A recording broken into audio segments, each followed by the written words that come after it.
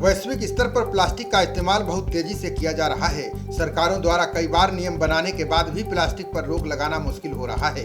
जिस तेजी के साथ समुद्र में प्लास्टिक को फेंका जा रहा है, वो दिन दूर नहीं जब कचरे का महाटापू बन जाएगा। अगर अभी नहीं सुधरे तो 2050 तक मछलियों का अस्तित्व खत्म हो जाएगा। अक्सर देखा जाता है कि लोग बाजार जाते हैं और आराम से खरीदारी करके घर आ जाते हैं। सब्जी वाला, दुकान वाला जब थैले के बारे में पूछता है तो लोग प्लास्टिक का थैला मांग लेते हैं। घर आने के बाद प्लास्टिक के थैले को कचरे में फेंक दिया जाता है। लोगों के लिए तो वो कचरा वहीं खत्म हो जाता है, लेकिन यहीं से धरती की बर्बादी शुरू हो जाती है। जी हाँ, आज के समय में पर्यावरण को प्रदूषण और प्लास्टिक कचरे से सबसे ज्यादा नुकसान हो रहा है।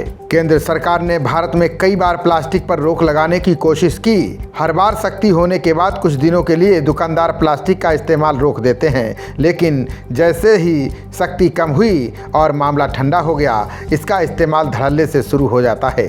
ऐसा सिर्फ भारत में ही नहीं हो रहा है, दुनिया के करीब करीब सभी देशों में प्लास्टिक मुसीबत का कारण बन चुका है। लोग इसको इस्तेमाल करने के बाद फेंक देते हैं, लेकिन पर्यावरण में ये कई सालों तक तबाही मचाता रहता है।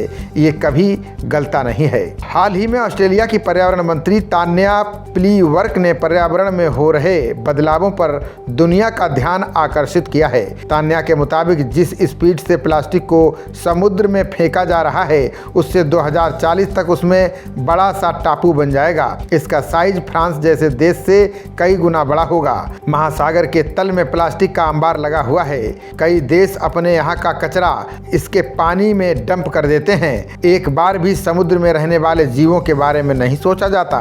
तान्या का कहना है कि जिस स्पीड से प्लास्टिक का इस्तेमाल हो रहा है, 2040 तक ये 3 गुना और बढ़ जाएगा। इसका नतीजा होगा कि अगले 10 साल बाद समुद्र से मछलियां खत्म हो जाएंगी। इस समय प्रशांत महासागर के करीब 6 लाख स्क्वायर मील का कचरा मौजूद है। कई समुद्री जीव इन्हें खाकर बीमार हो रहे हैं या मर रहे हैं। प्लास्टिक के अलावा बोतल के ढक्कन, कपड़ों के टुकड़े और पेन की लीड भी इसमें शामिल है। ऐसे में समझदारी दिखाते हुए प्लास्टिक का इस्तेमाल बंद कर देना चाहिए। खबरों का सिलसिला जारी रहेगा। देखते रहिए जनप्रवाद। नमस्कार।